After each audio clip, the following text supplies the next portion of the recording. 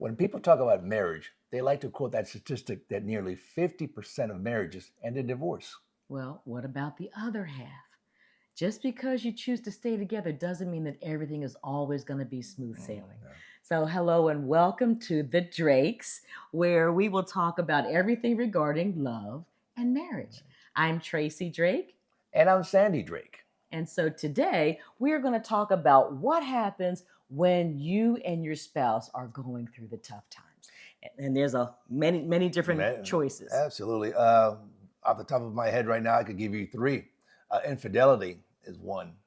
Health challenges in your marriage, and family interference. And so those are just a few of them. So we're going to talk about, well, what happens when you go through something that's that awful? Of course, you can just choose to throw your hands and say, you know what, I'm done. But we're here to tell you that there's another choice. You can choose to stay together and fight it out. And unfortunately, with any of those situations happening in a marriage, the hurt is major because not only are the spouses, the couple, hurting, but everyone around them, their community will be hurting. So let's talk about what happens when a couple experiences infidelity. We know many couples who've had that situation and it breaks your heart. Mm-hmm. And it really does because the lack of trust, the lack of intimacy, the lack of one-on-one conversations, because you've cheated on your spouse behind their back. And so, what do you do? We have dealt with situations where the couples they are so hurt they want to become physically violent. Mhm. That's just how much of enraged that they are. Um, it's gotten so bad where they've wanted to leave the family household, not only their spouse but their children. And also it can lead to health problems. I mean, your emotions are just at such a fever pitch, things just shut down, and it's an awful situation. And if that situation happens, you both couples need to decide: is this worth fighting for? Are we going to be reaching out to professionals? Are we going to forgive each other? Are we going to give each other grace? And it's easier said than done. But in those hard moments, difficult moments, your choices will make a big impact in your family. And so the the thing is, where do you begin? Where do you begin? Because again, there's so much at stake when there's infidelity. And so our experience is, number one, you got to know you cannot do this on your own. You got to get some support. So we encourage you to get a trusted mentor or coach because they have the tools. But even with the tools, you got to do the work. You have to do the work. And we didn't get here overnight. And so healing and wholeness is not going to happen instantaneously. It's going to take some work. And you have to ask yourself on a personal level, put your pride aside and say, you know what, I made a mistake. I asked for forgiveness and work through it. And people may see you differently, but if you want to save your marriage and if you have children, your family, you really have to dig down and say, you know what, I'm going to fight for my marriage. Yes, and so there's two sides to this dynamic. You have the offender who broke the trust, and so it's going to take on your part, number one, to identify what you did and own it, and apologize, and then do the work over time to begin healing. And then we've got the spouses, the one who was hurt, what they're going through. Yes. They're not going to just forgiven and jump back into normalcy overnight. No, so it's going to take them time. And you said something key: you have to do the work. Yes. You really have to do the work because even though you think it's moving in the right direction, today was a good day, for example, and then the other spouse will reminisce, or not reminisce, but have flashbacks about those bad moments when you lied to them or were doing things within not right.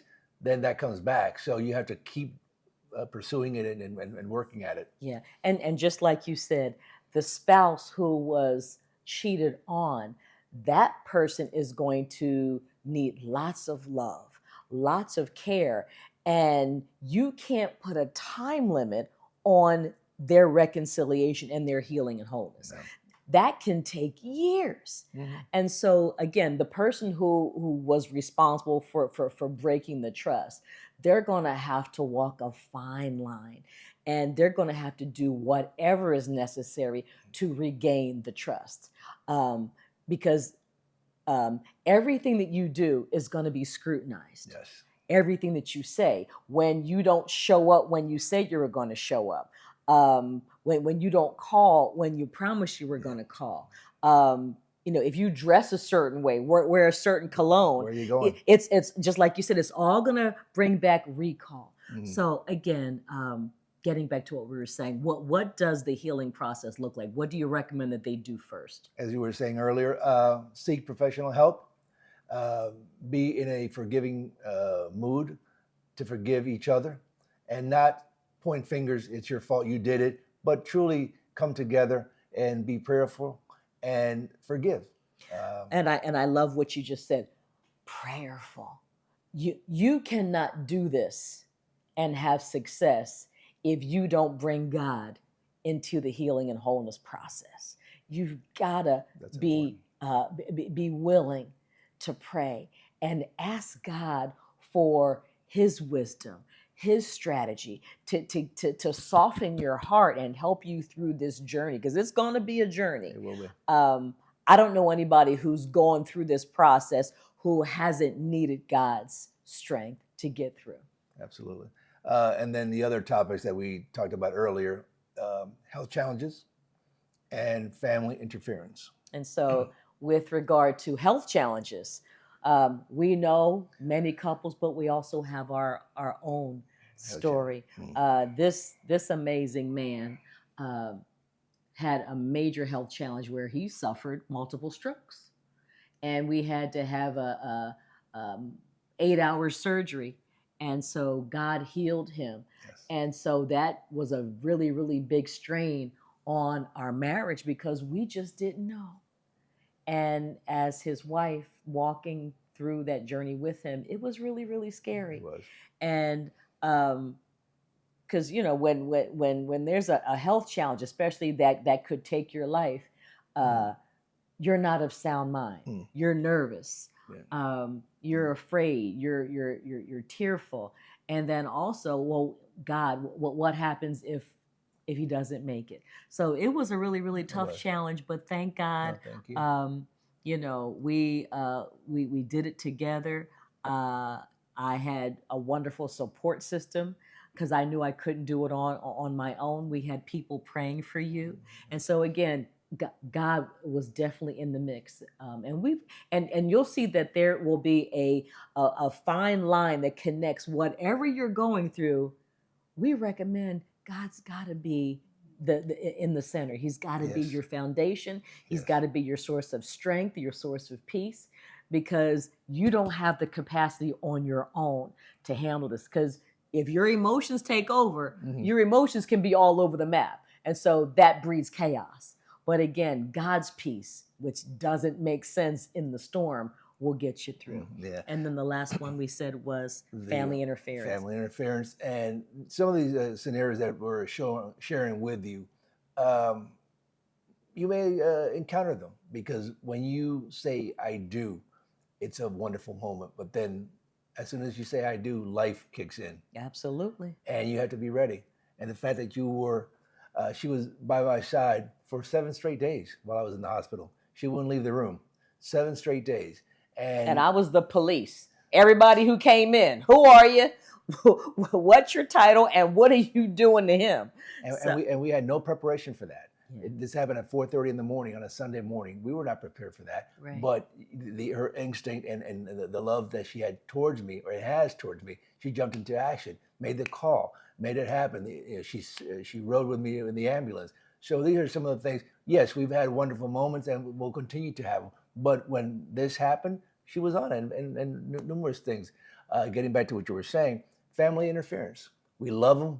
They care for us, but sometimes they go above and beyond the call of duty. Absolutely. And the thing is, just like you said, they mean well because they love their adult children. Right. But once you say your I do's and you have your vows, that boundary is just for you, your spouse, and the Lord. Mhm. And so what we encourage you to do is continue to have those conversations with your spouse and talk about the things that matter to both of you the most, Yes. whether it's raising your kids, whether it's your finances, how you choose to conduct your household. That has to be your business between you and your spouse. Right. Yeah. That's good. Good point. Yes. So again, we share these moments with you. Just so you know, we haven't lived all of them because we haven't been. Thank God we yeah. haven't had all of them. Yeah. But the thing is, but God has put us in a position to walk with couples. Yes. And to talk with them, to pray with them, to comfort them. And the Bible says trials, meaning tough times, Okay. fall on the just and the unjust. Mhm. So bad things happen to good people. And when we say bad things, we mean the infidelity, the health challenges, the crises. But how you choose to handle Yes. those challenges can make all the difference in the world. And you'll be once you overcome that with God's grace and mercy, you'll be stronger than before.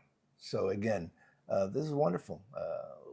We're glad that you allowed us to be in your home, that we could share our testimony and those who we've been around, because this is our mission as marriage consultants, that we are here to help you. We are here to support you. We are here to walk with you. And that's what, as you said, that's why we're here, because nobody is meant to do this marriage journey on their own. And why would you want to? Why wouldn't you want to get someone's 30 years worth of marriage experience so that you don't have to fall down and skin your knee 20, 30 times or get burned, when we can tell you, okay, the fire's hot. And so if we can share our wisdom, our knowledge, our life experience, then yeah. And we do the same thing. We always love to talk with seasoned couples and find out, well, what was that like? How did you and your spouse overcome? Yes. And once you get on the other side, I promise you that you and your spouse, you will be closer, stronger, and wiser. Wonderful. So if this information has been helpful to you, or if you think it'll benefit the life of somebody who you know, we encourage you to like, comment, and share. And also, there are solutions that you can access right now by clicking on the link and seeing what's available to help you and your spouse.